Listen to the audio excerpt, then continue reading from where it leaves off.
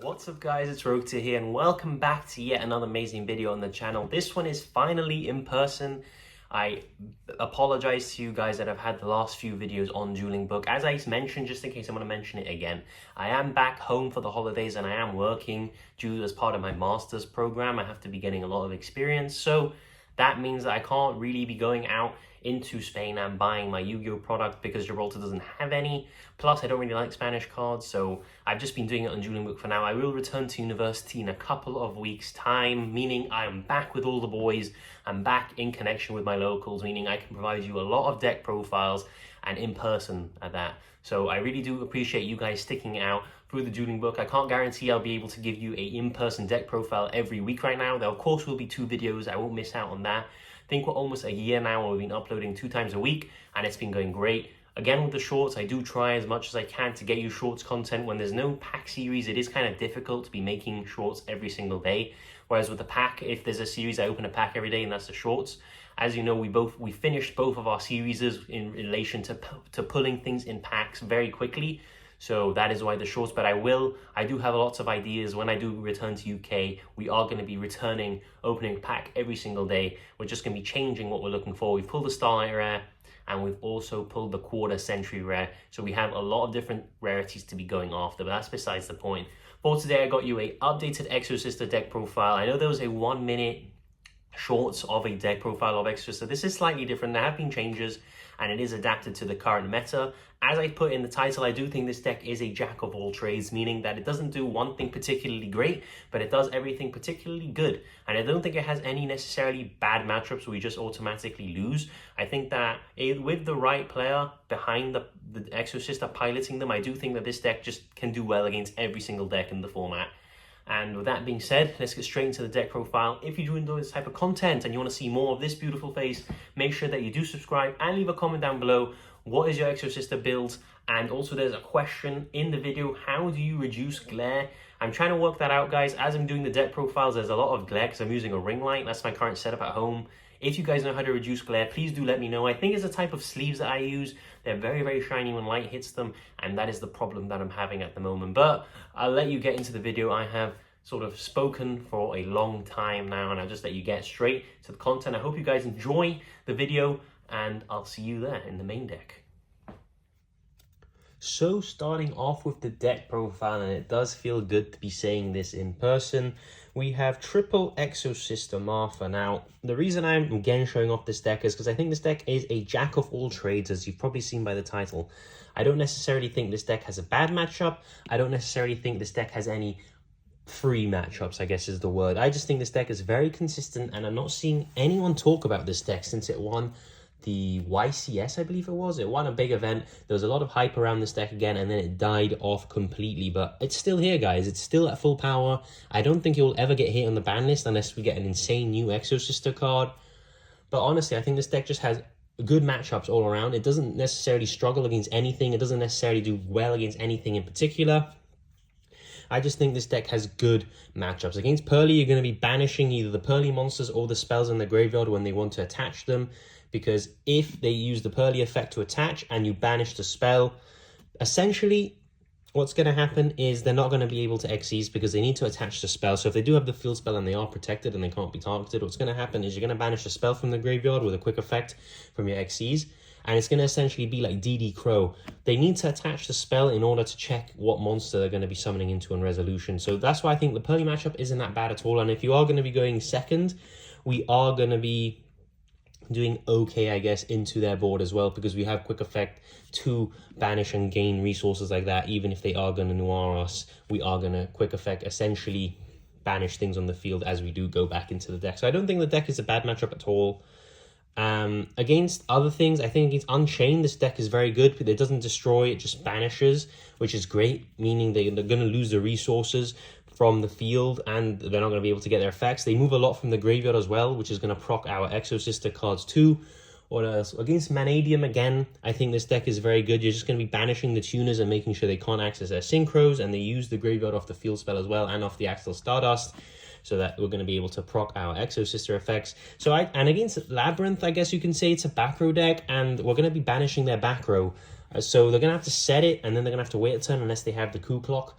So essentially, when they set it, we're going to just banish it, and they're not going to be able to recycle that anymore. So I think this deck, again, as I said, doesn't have free matchups. It just has good matchups all around, and I don't think the deck particularly struggles to anything either. I think the deck is just very consistent, I think is the word I'm trying to say. We have triple Elise. We need to play triple Elise because Martha mentions Elise. And Elise is a free special summon. Sometimes you want to bait out the Imperm and the Effect Veilers and stuff. So if you're going to commit your normal, they're going to hit your Exosister, then you're going to special Elise anyway, and then you're going to go into your Exes regardless. So I think Elise is obviously a mandatory 3-of. Stella, I think, is again a 3-of because this can get you 2 bodies onto the field. I'm trying to move it to avoid the glare, guys. But Stella, what it does is when you're going to normal summon her, and then during the main phase, you're going to special summon an Exosister monster from your hand. This gets hit with a Veiler, this gets hit with Imperm a lot, and then if you have the Elise, it's the punish for that, essentially. Let's try and make it so that the glare isn't too bad. Sorry guys, I have to do a quick cut trying to manage the glare. If you guys have any tips on how to manage glare, please do let me know. This has been a problem for as long as I can remember. The glare just doesn't go well with the sleeves I use, and I'm trying to make sure you guys can see all the cards. So for a 2-of here, we have double of the Exosister Sophia. I don't think she's that good.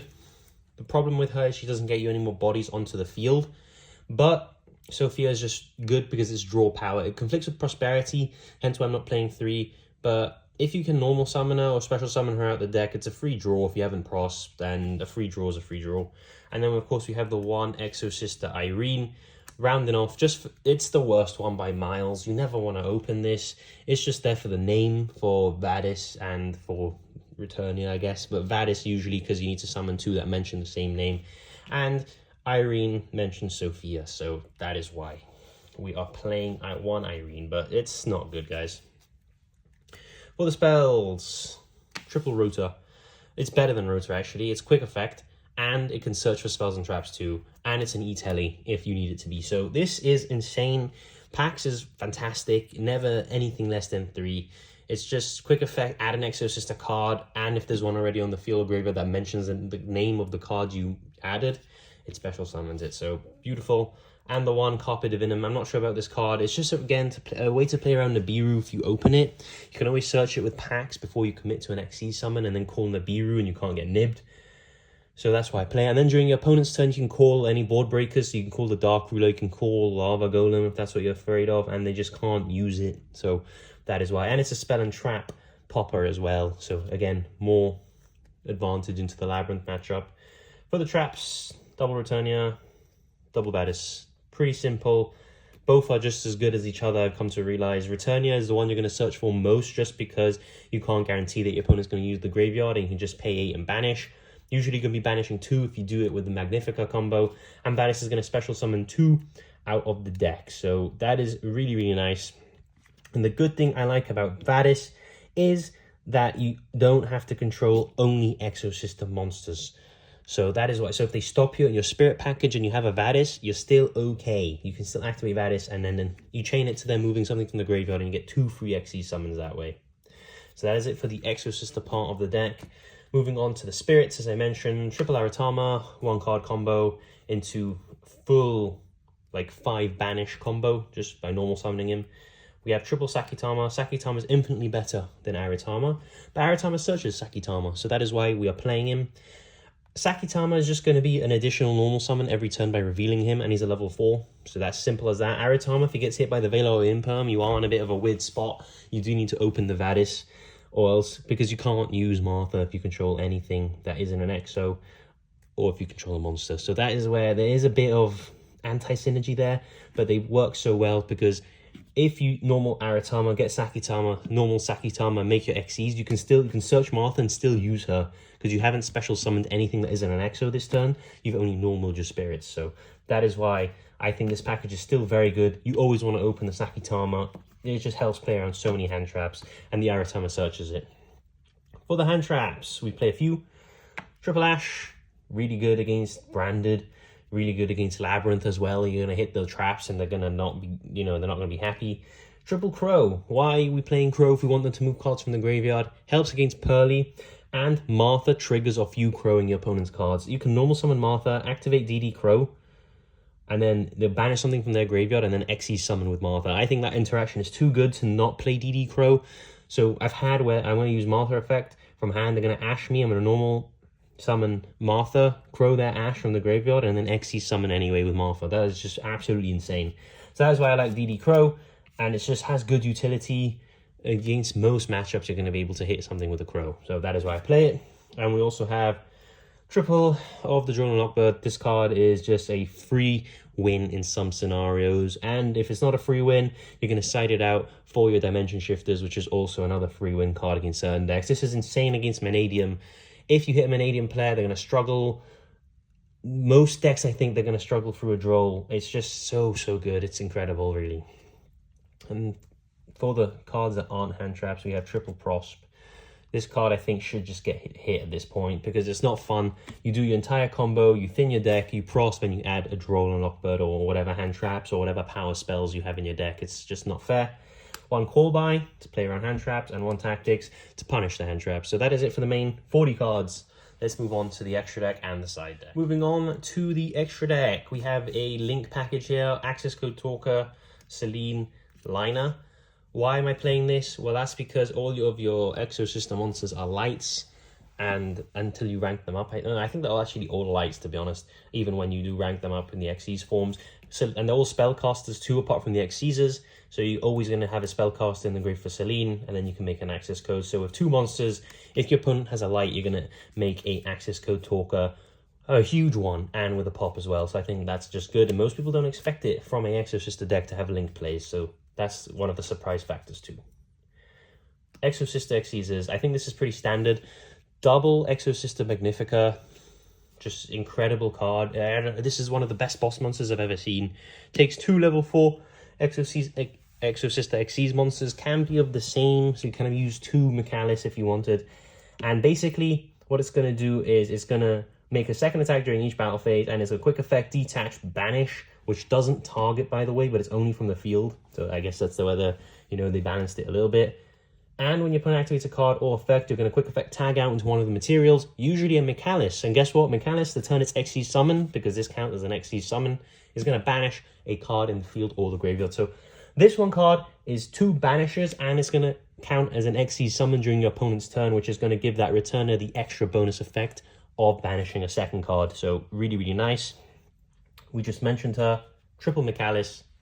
Card is just insane. It's going to be a quick effect banish. They can't be destroyed by monsters, special summon from the graveyard, which can come up sometimes. Make sure you remember that.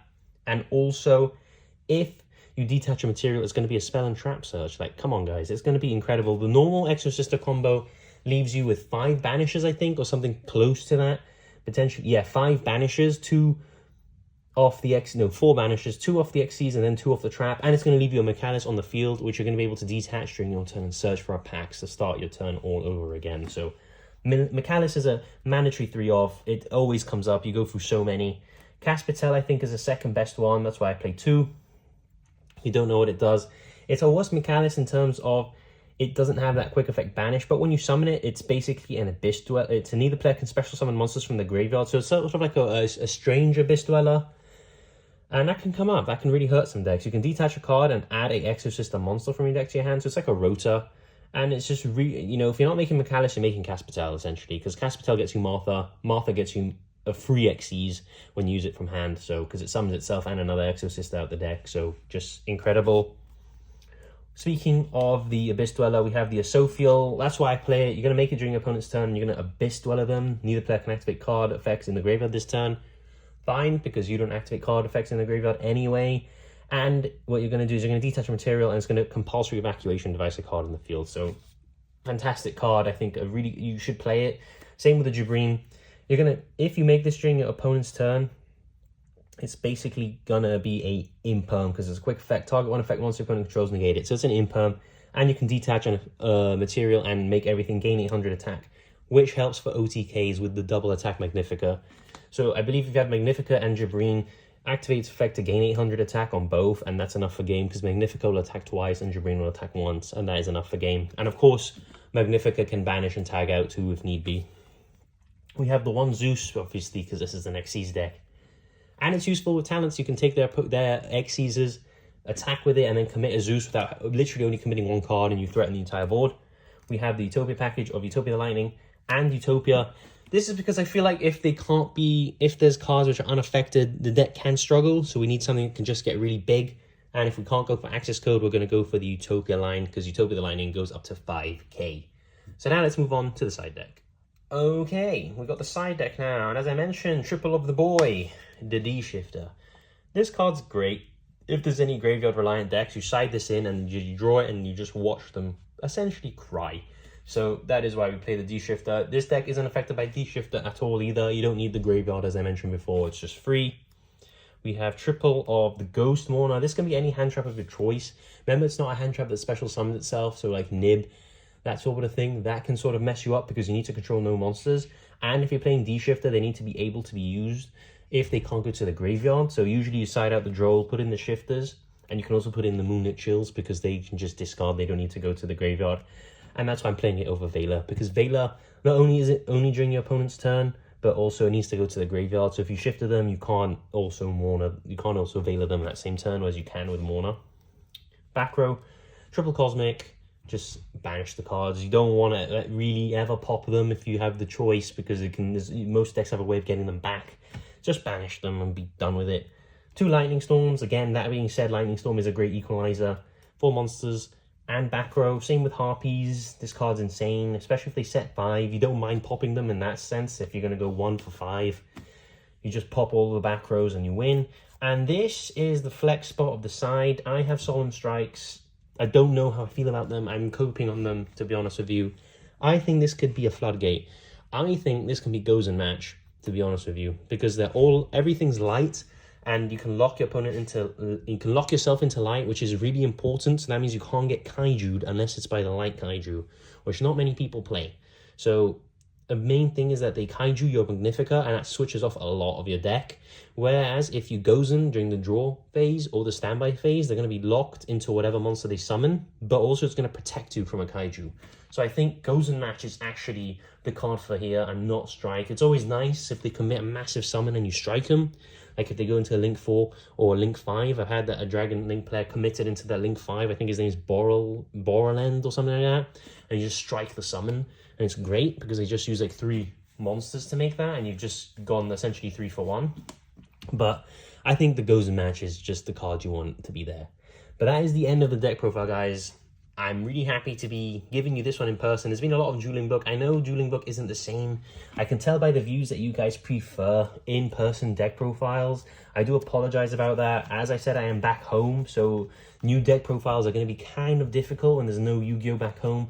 But I can give you updates like I do on the decks I already have, as you're seeing here, an updated Exosister deck profile. But I will try my best as soon as I get back to university to basically pump out in-person deck profiles, and you won't be needing to see Dueling Book until the future again. So I'm Rota here. Make sure if you do enjoy this video that you do leave a like and subscribe, and I'll see you all in the next one.